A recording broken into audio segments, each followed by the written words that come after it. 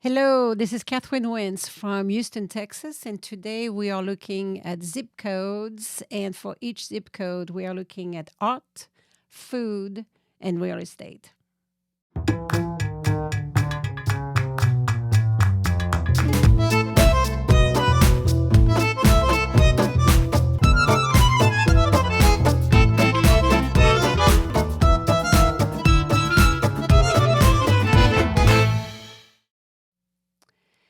Today, we are going to explore one of my favorite zip codes, 77006.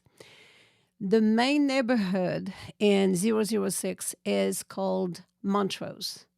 Montrose is a cool neighborhood. For the longest time, it is still the case. It was, still is, the epicenter of the LGBTQ community. It also has nightlife, it has art, it's got incredible restaurants. It's really an amazing place to visit, and it's an amazing place to live in Houston. And we also have some very famous residents that actually lived in Montrose a little while ago. One of them is Howard Hughes. Howard Hughes was born in Houston, Texas, and he actually lived in a home on Yoakum Street that is now part of the University of St. Thomas, and I'll talk a little bit more about that later. He is actually buried in the Glenwood Cemetery, if you would like to know. I find that information interesting because that cemetery happens to be in my neighborhood in 77007. And we did do a segment of on the 77007, so you might want to look that up. And then another very famous resident is Lyndon B. Johnson, our 36th president. He lived on Hawthorne Street, which is also in Montrose, and he actually taught high school in the 30s in Houston, Texas. So there you go for famous people in the Montrose area, and I'm sure there are plenty more. So we're going to do what we do best in this segment. We're going to talk about art, we're going to talk about food, and last but not least, we're going to talk about real estate in 006. So let's get you started with art.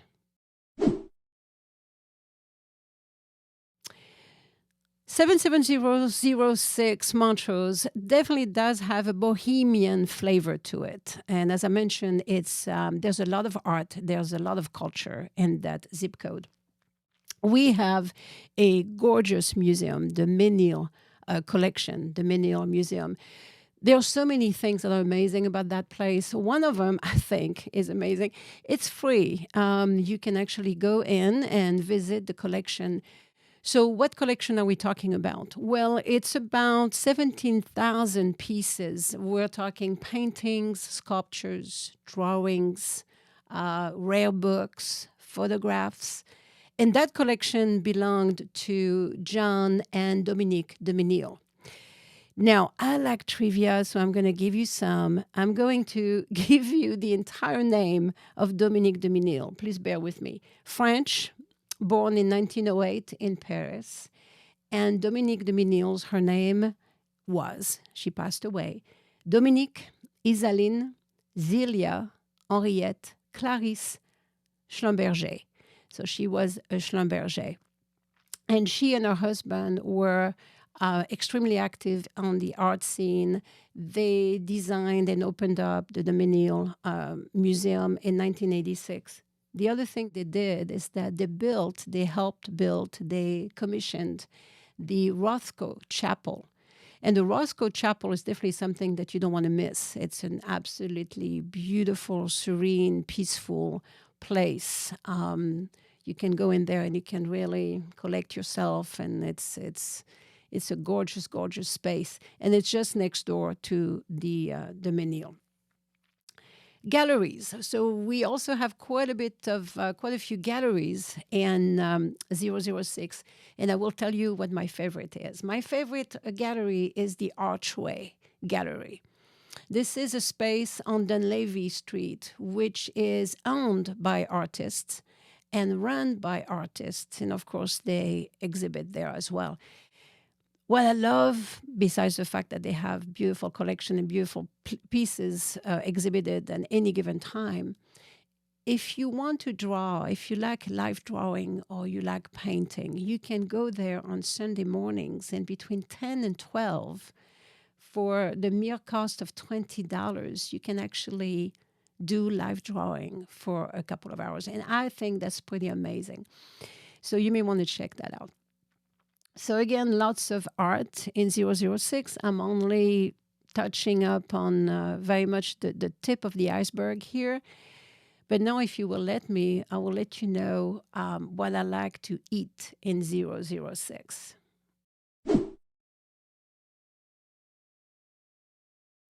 All right, so let's start the food segment here with some of my favorite restaurants in Montrose, and I will tell you why I like them. Just to name a few, there is Aladdin, there is the Traveler's Table, and then there is Hugo's. Actually, Hugo's is definitely a favorite of mine. I mentioned it in a previous segment as well.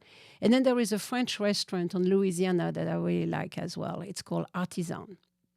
So let's start with Aladdin. Aladdin is at the corner of Westheimer and Montrose. And Aladdin is a Mediterranean restaurant, and it has an incredible buffet. The food is plentiful. The food is flavorful. And if, like me, you like lamb shank, that's the place to go to get lamb shank. It's absolutely amazing. So I would definitely recommend that. And then let's go to Traveler's Table. So to me, the restaurant experience, and when I say to me, I'm not saying I'm the only one feeling that way, but to me, the restaurant experience has to be three-part. The first part is the food needs to be good. The second part is the place needs to be inviting and welcoming and comfortable. And of course, service has to be good as well. Well, Traveler's Table has all three of those things. It's on the 500 block of Westheimer. It's a really nice dining experience. You need to try the beets and avocado appetizer. I know, beets and avocado, but I promise you, it is so good. I get it every time I go. I would recommend that. Then Hugo's. I also mentioned Hugo's in previous segments. Hugo Ortega is one of our celebrity chefs. I think we can say that. He has 5 restaurants in town. Hugo's is my favorite. It's on Westheimer as well at the corner of Mandel. And there's nothing wrong with Hugo's menu, service, or restaurant. It's all absolutely beautiful. I would recommend the brunch. The weekend brunch is out of this world. A little pricey, but I promise you it's worth it. Last but not least, let's talk about menu gastronomique at Artisan. Artisan is on the Louisiana. So a menu gastronomique, that's a menu where you basically get one meal, one entree after another, after another, after another. So like maybe 2 or 3 appetizers, 2 or 3 entrees, a couple of desserts. Anyway, it's a long affair. And by the way, this is extremely common in France. So they have 6, 7, and 8 course meals. So Artisan, my personal history with Artisan is this. So I was there a few years ago, and the chef happened to come to our table while we were finishing our meal, and I had gotten some foie gras. And by the way, spoiler alert, I'm going to talk about foie gras a lot. It's coming. So I asked the chef, I said, your foie gras is fantastic. And he says, well, thank you very much. And I say something to the effect of, I love goose foie gras. And he goes, it's not goose, it's duck. I'm like, it's duck. Why?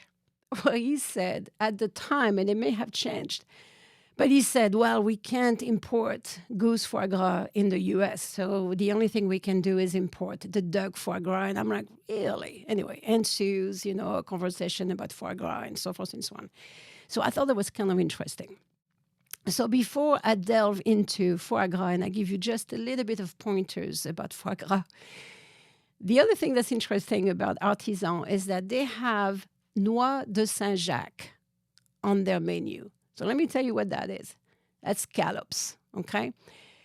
But that reminds me of something that I think is really fascinating when it comes to food from one country to the next, is how some menus, some items will be customized to fit a certain palate in a certain country. Well, we're familiar with Tex-Mex, right? And we know that Tex-Mex is not regular Mexican food. It's Tex-Mex. Okay. Well, the noix de Saint-Jacques, the scallops, here we only get the fleshy white part. In France, when you order scallop, you get the scallop and then you get the coral. And the coral is exactly that. It looks like a piece of coral and it is the color of coral. But for some reason here, you never get the coral. So anyway, trivia for what it's worth. I find that interesting. Allow me to talk about foie gras, because the question is, and just what is wrong with foie gras? Well, at the end of the day, there's absolutely nothing wrong with foie gras. Foie gras is delicious. You need to know maybe a little bit more about it, or maybe you don't. You know, there is something as ignorance is bliss. And when it comes to foie gras, that's probably a good statement. But what's neat about foie gras is that as many foods, it goes way back when. It goes way back to the Egyptians. The Egyptians are the ones who, a long time ago, noticed that the birds were actually stuffing themselves just before migration. They were gorging food. So they basically domesticated the geese, and they started, stuffing them, force-feeding them with figs. Well, that kind of took on fire. And then it traveled all the way through Europe. It finally arrived in France. And in Alsace is where the geese were basically bred for their liver, for the foie gras. And, I find that interesting, actually, because I know that whenever we had foie gras at home, which is not, by the way, every day because it's really expensive. I mean, in France, we eat foie gras for the holidays, basically. Every Christmas dinner that I have ever attended in France, there was foie gras, okay? But I remember that it was always served with an Alsatian wine, like a Gewürztraminer or a Riesling, because that seems to be the wine that goes with foie gras. And while I am on that topic, you do not eat foie gras with brioche, okay? It's done a lot here, but I find that a little bit strange because ideally you don't want to cover the taste of the foie gras, that expensive food that you're about to eat. And brioche is just too sweet. You don't want to do that. So this is just for what it's worth, my opinion on that. So the Périgord. This is what you need to know if you're thinking about potentially going to France and visiting the area of France where foie gras is from. It's not so much in Alsace anymore. It's really in the Périgord, which is just 2 hours away from Bordeaux. What's neat about the Périgord, and we're going to be showing you a map here, is that you've got 4 sections to Périgord. You have the red Périgord, the black Périgord, the white Périgord, and the green Périgord. The black one is where the truffles come from. I'm giving you a lot of good stuff here, people. I'm hoping you're taking notes because you need to go to that place. You need to check out where you can actually maybe see pigs that are looking for truffles, right? The white Périgord, you don't want to go there. The red Périgord is for the wine. And the green Périgord, that's where the forests are. But in all of the Périgord, you will find the foie gras, and that's the main thing that you want to check into. Also, foie gras can be eaten cru, raw, au torchon, or it can be eaten poêlé, right? Like skilleted. And again, my opinion for what it's worth, I think it's a darn shame to skillet foie gras. I think foie gras should be eaten cru, raw, right? On a piece of non-brioche bread. Okay, just saying.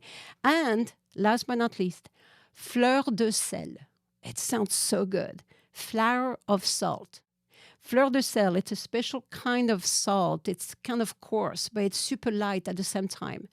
And you can buy a little box of fleur de sel, and that is the salt that you want to put on your piece of foie gras.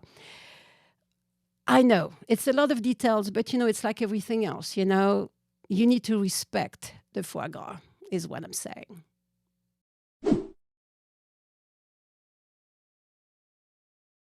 Let's talk about real estate in 77006. Now that I got you all excited about foie gras. So we did a segment not very long ago about the Heights, which is 77008. And in that segment, I was talking a lot about bungalows. Bungalows. I love saying that, bungalows. Well, Montrose has bungalows. And actually, that's pretty much the only other neighborhood. Well, there's another. Never mind. So bungalows in 77006. But before I get into this, let me talk about schools a little bit, because actually schools are important in real estate. And 006 happens to have some really good schools. There is a university, St. Thomas University. Well, actually, it's the University of St. Thomas, but same thing. It's a Catholic university. It's a private university. That's the only Catholic university actually in the entire archdiocese of Houston/Galveston. And it's at the corner of Montrose and Alabama. And their administrative center is at 3800 Montrose. And it is an absolutely gorgeous mansion that was built in 1912 that they were able to keep, restore, and turn into their headquarters. So that's very, very cool. Another very good school in 006 is HSPVA, which is the High School for Performing and Visual Art. Used to be on Bernard. They just moved to a brand new, beautiful location downtown. And, 3 years ago or so. My daughter went there, and she got incredible education, and they really nurtured her talent there. She's a singer, so I'm grateful to HSPVA is one way to put it. And then there is Annunciation Orthodox, which is a Greek school. Kind of interesting too, and actually all those schools are very close together, interestingly enough. What they do once a year, and they have done this since the 60s, once a year they organized a Greek festival the first weekend of October, so that's kind of nice. So anyway, good schools in 006, and there are, of course, other schools as well, public schools. There are entire streets that are lined with those bungalows I was referring to. And I would say probably the starting point is around $450 for one of those bungalows, and they are on 5,000 or 6,000 square foot lots. So the pricing is pretty similar to the Heights. It's just that the feel is a little bit different, okay? Montrose and the Heights, two fairly different parts of town in terms of their feel. They really do feel differently. Now, the one thing to remember about Houston, by the way, now would be a good time to talk about it, is there's no zoning. So in the Heights, but more so in Montrose, you could have a couple of blocks of really cool little residential places. And then in the next block over, you've got stuff, commercial or scrapyard or whatever it is. But that's the color of the neighborhood. That's what it is. And this is what people like about it. It's just how eclectic it is, right? So no zoning in Houston. Now let's talk mini mansions, right? Those people that actually eat the foie gras, I suppose, maybe for breakfast every day. I don't know. But there are two neighborhoods in 006 that are absolutely fantastic. The first one is Broad Acres. It's actually kind of an extension of another neighborhood that we will talk about later, which is Southampton, near Rice University.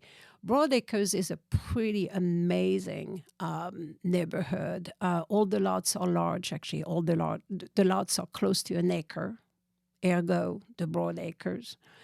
These homes are absolutely amazing.